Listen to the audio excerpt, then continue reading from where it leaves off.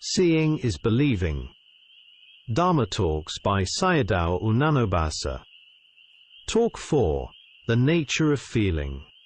At the beginning of sitting, no extraordinary feeling arises yet. There is merely the feeling of sitting comfortably. This is a pseudo-pleasant feeling, not a real one. After some time the body becomes painful, with aches and discomfort. This is the arising of unpleasant feeling. It is also a pseudo-unpleasant feeling. The yogi experiences it as suffering, because there is not yet discernment of rising and falling. When the pain becomes unbearable, the yogi may return attention to the nostrils, focusing on the breath again. As a result, the painful feeling becomes bearable. In truth, feelings are impermanent. When one has not yet discerned their nature, they become unbearable, causing suffering of mind and body.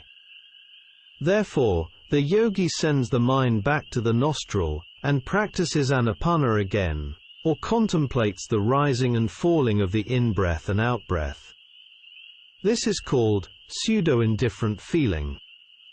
After overcoming these initial stages, the yogi will encounter true feelings, pleasant, painful, and neither painful nor pleasant. This requires the help of a teacher, otherwise one cannot clearly see it. Feeling never exists as a solid lump or substance. If the yogi does not see impermanence, the yogi will say, "I am not seeing it." To give an example, it is like a river, flowing continuously. To the eye it appears unbroken, without gaps. However, if one fixes attention on a single point, one sees the water flowing away one by one, successively. Through the connection of cause and effect, the old water passes away and new water arrives. In the same way, mind and form phenomena proceed so rapidly that they appear like a solid mass. Another example is the flame of an oil lamp. It appears as a single, continuous flame. In reality, the flame burns moment by moment through the substitution of fuel, as the oil is consumed. In the world, apart from the nibbana element, there is nothing stable. Even path and fruition knowledges eventually cease. There are three ways to discern impermanence in feeling.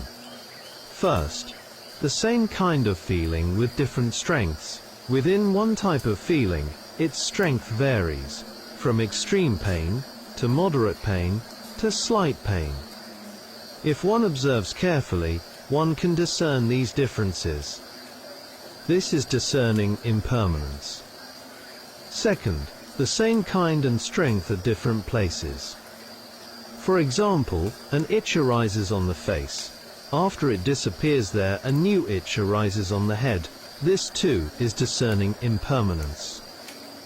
Third, the same kind and strength at the same place but at different times. For example, an itch arises on the face for some time. When the process is known, one sees that knowing occurs successively. Itching known by one mind moment, then by another, with gaps in between. These moments of knowing do not occur at the same time. They arise and pass away instantly, second by second. If one does not see this, it means one is not paying enough attention. I will now speak about the true feelings after the pseudo-feelings. By following and observing the arising phenomena of impermanence, one can discern many of them. At this stage, the yogi does not see feelings as solid entities, but only as transparent processes of rising and falling.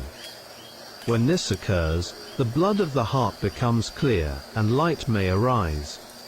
The body becomes light, as if shrinking into a small, bright form. The mind and body experience happiness. This is genuine happiness. Some mistake this for nibbana, but it is not. Nibbana is not a feeling. Do not forget the practice by indulging in this happiness. It is not true nibbana yet, but only a pseudo-nibbana. The yogi must observe the impermanence of even this pleasant feeling, and follow it to its end. Do not take pleasure in it. Contemplate continuously to see its vanishing. When the time of true bliss approaches, the yogi may be able to remain without food. In this way, disenchantment toward impermanence arises. The body becomes weaker, and the face appears older. Therefore, changes appear on the face of a yogi, near the realization of the Dhamma. Once, when I went to a place to teach, a senior monk asked me, "Are there any changes in the faces of your students?" I immediately replied, "The faces are just these faces." He then said to me, "It doesn't mean that." At that moment I understood what he meant. I said, "Do you refer to Nibbidhanana?" He replied, "Yes." When the yogi arrives at this insight knowledge, the temples and eye areas appear sunken, like those of an aged person.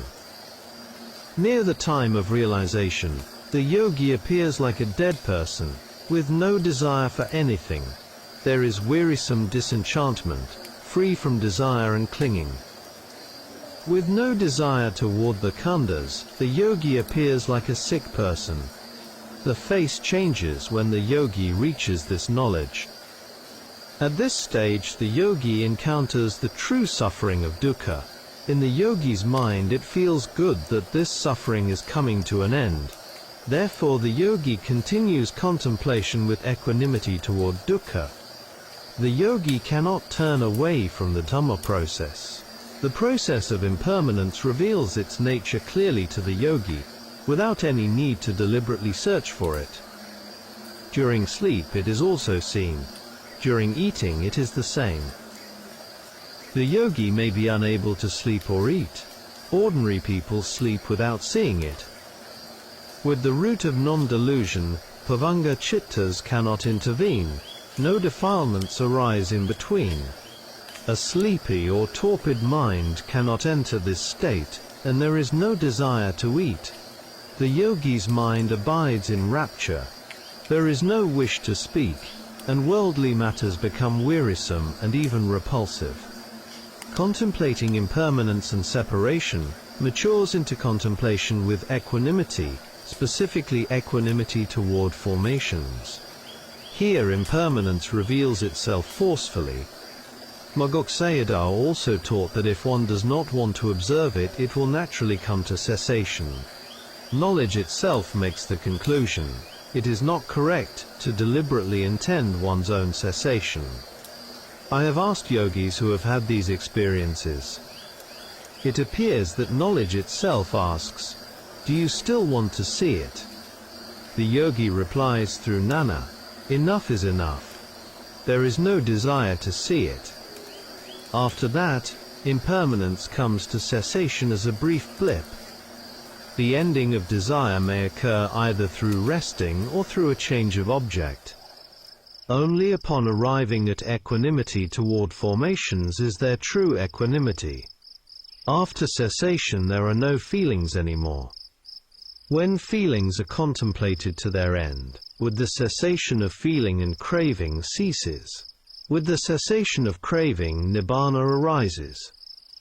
With the arising of nibbana, path and fruition knowledges appear.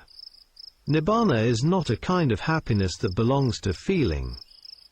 It is not a pleasant feeling that becomes the best or highest experience. Ordinary experiences of pleasant feeling or pleasure are quite limited. For example, if one likes pork, one must search for money to buy it, and then expend effort cooking it. This is very tiring. Such happiness exists only in speech. In reality, it is suffering. Human sensual pleasures are momentary, like a drop of honey on the tip of a razor blade. To enjoy these pleasures, humans must exert great effort. All such efforts are suffering.